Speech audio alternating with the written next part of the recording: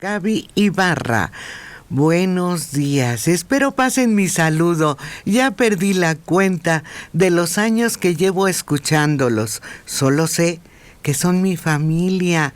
Mi admiración, cariño y respeto a mi tata, don Héctor Martínez Serrano, hasta donde esté.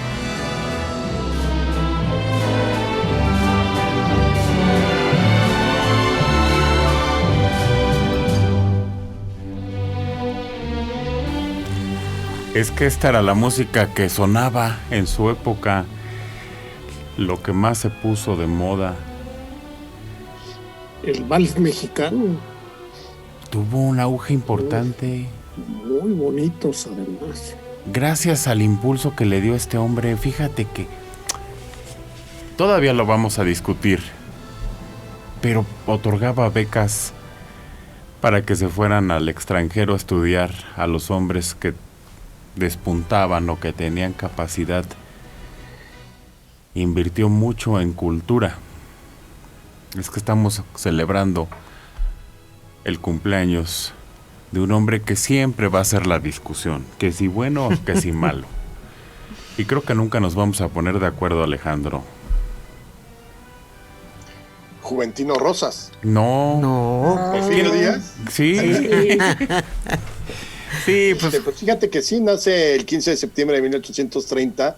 Hay gente que cree que es de origen indígena y no, él es mestizo porque su padre José de la Cruz es criollo y su madre, ella sí es mixteca, pero son vecinos de la ciudad de Oaxaca donde tienen un pequeño negocio que es el Mesón de la Soledad. a ver, perdón, Alejandro, despacito. ¿Su papá cómo?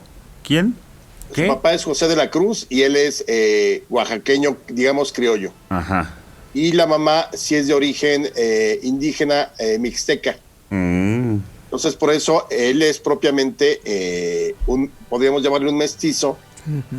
Digamos que viven más o menos bien siempre.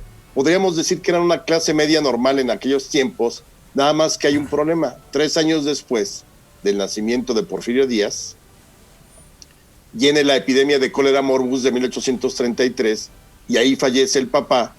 Y el mesón que tenían para sostenerse, pues obviamente tienen que venderlo porque ya nadie quiere quedarse a hospedarse en el mesón.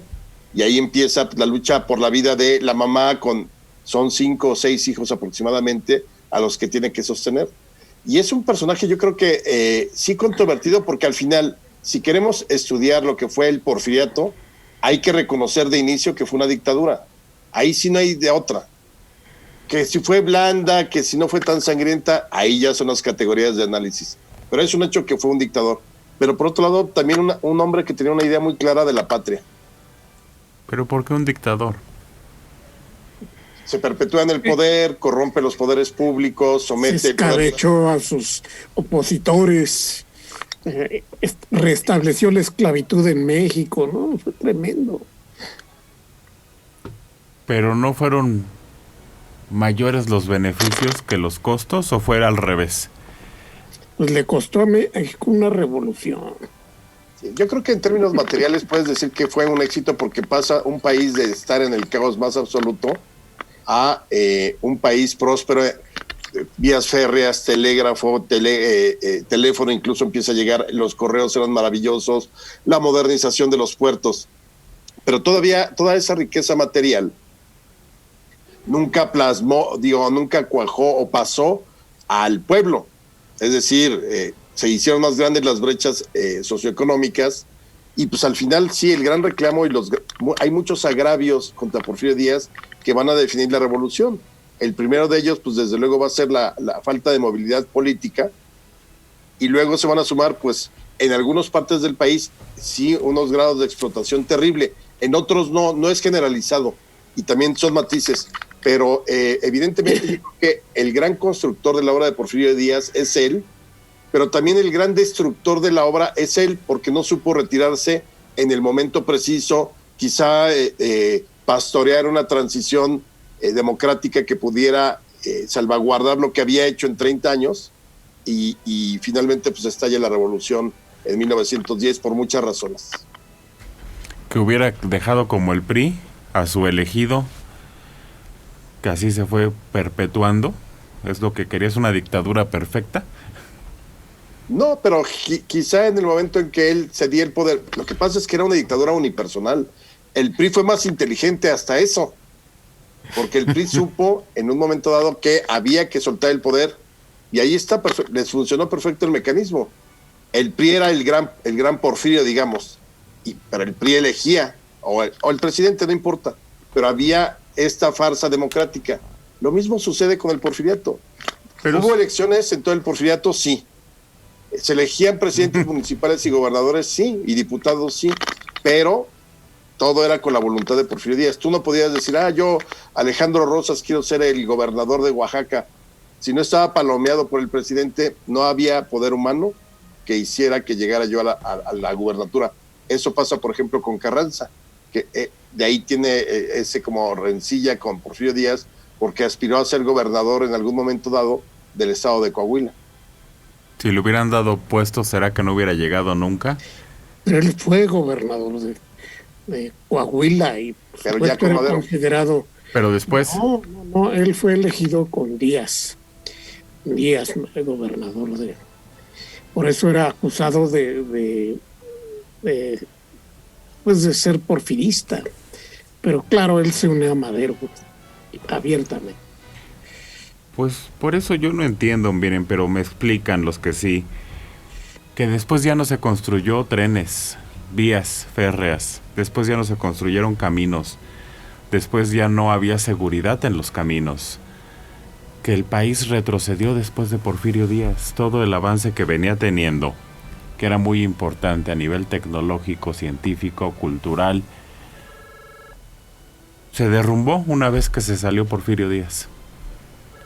Claro, las peleas, las revueltas,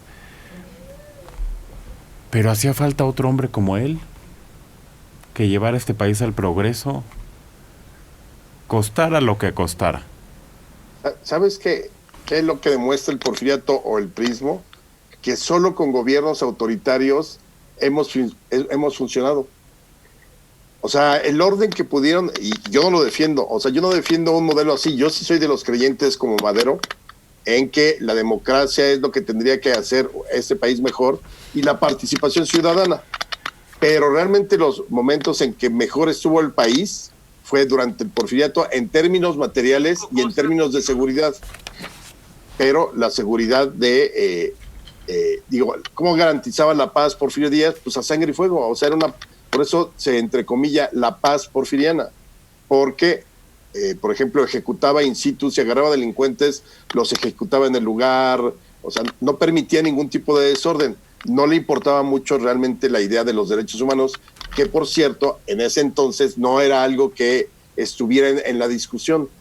Y el PRI vuelve a hacer lo mismo, aplica mano dura contra la delincuencia y contra la seguridad, tiene zonas de tolerancia, y eso permite que haya una paz social más evidente. Cuando viene la transición se descompone todo eso y enos aquí, en los momentos en que supuestamente somos más democráticos de la historia, es cuando estamos en un momento de más caos, dejando a un lado la pandemia. Entonces es triste, pero hay que decirlo, gobiernos autoritarios al parecer son del agrado de la sociedad mexicana. Pues dejó mucho. La música que hablábamos, explotó culturalmente la música durante su periodo, porque importó de otros lugares música muy elevada. La arquitectura. Durante su gobierno se modificaron, se construyeron obras magníficas, y no fue una ni dos, fueron varias las obras, los edificios. Una muestra es el edificio de Correos. Se construye la penitenciaría de lo que después fue llamado el Palacio Negro, se construye el manicomio, una serie de obras, y todas, algunas magníficas como el Palacio de Correos, y otras que eran necesarias, indispensables. Liliana.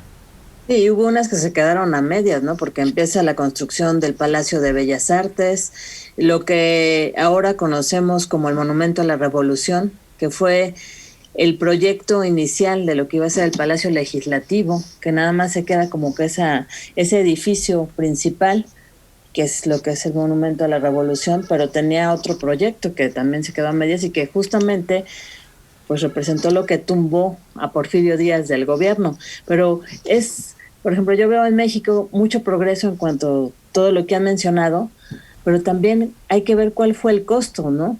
Era una sociedad en la que tal vez los beneficios alcanzados eran nada más para un sector muy pequeño, muy elitista, y todo el resto del país estaba en unas condiciones pues criminales. Hay que analizar, hay que ver qué costo tuvo todo ese progreso también. Lo acaba de decir Alejandro, que ni siquiera fue en todos lados ese irregularidad de crecimiento.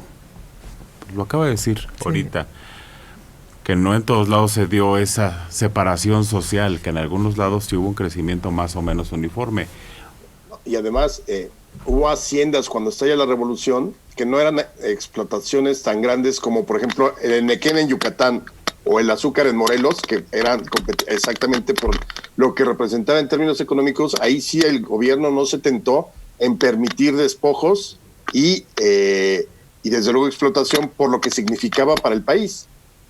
Obviamente es terrible, pero había otros lugares en el norte donde las haciendas, por ejemplo, cuando estalla la revolución, los propios peones se armaron para defender sus haciendas, porque digo, no era jauja, pero tenían para comer. La tienda de raya no era algo que estuviera de moda en todos los lugares del mismo modo. Por eso, cuando se crea la historia oficial, te plantean la historia de todo México estaba explotado, todo México estaba oprimido, y no, hay que ir viendo por regiones. Por eso hay lugares donde la revolución, por ejemplo, en el norte va a ser mucho más violenta que en el sureste, por decir algo. Obviamente en Morelos va a ser un foco fundamental de la Revolución Mexicana, y en Yucatán se irán dando las primeras grandes reformas socialistas con Salvador Alvarado y demás. Pero hablar como generalizar todo, creo que ahí es donde empiezan los errores y entonces nos polarizamos.